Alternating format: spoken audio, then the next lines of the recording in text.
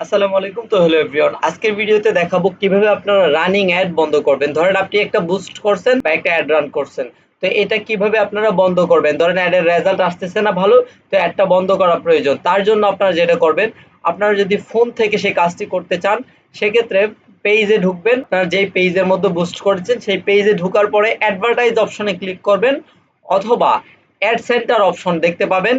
এই যে এখানে ক্লিক করলে এদিকে নিচে আপনারা ফোন থেকে পাবেন অ্যাড সেন্টার অপশন অথবা অ্যাডভার্টাইজ অপশন। এই দুইটা জায়গা থেকে আপনারা কিন্তু ক্লিক করতে পারবেন।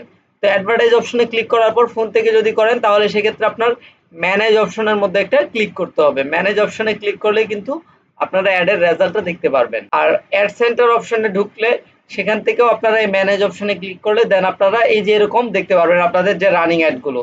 তো কথা হচ্ছে এখন অ্যাডটাকে কিভাবে বন্ধ করবেন। অ্যাড বন্ধ করার জন্য আপনারা এখান থেকে প্রথমে অ্যাড সেন্টারে ঢুকলেন, ঢোকার পরে এরপর এখানে থ্রি ডটে ক্লিক করবেন। ফোন থেকেও ঠিক সেম ভাবে থ্রি ডটে ক্লিক করার পর পুশ অ্যাড অপশনের মধ্যে একটা ক্লিক করবেন, এরপরে কনফার্ম অপশনের মধ্যে একটা ক্লিক করবেন। এখন কিন্তু পুশিং ইউর অ্যাড লেখাটা দেখতে পাচ্ছেন।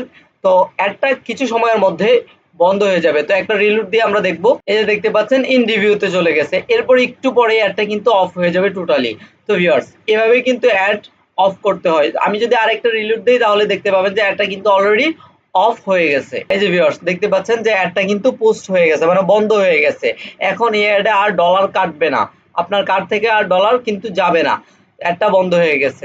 সো ভিউয়ার্স, এভাবে কিন্তু মূলত অ্যাড অফ করতে হয় বা অ্যাড পুশ করতে হয়। তো পরবর্তীতে আপনি চাইলে আবার থ্রি ডটে ক্লিক করে রিসাম অ্যাডের মধ্যে ক্লিক করলে কিন্তু অ্যাডটা আবার চালু হয়ে যাবে। আপনি আপনার মতো করে চালু করে নিতে পারবেন।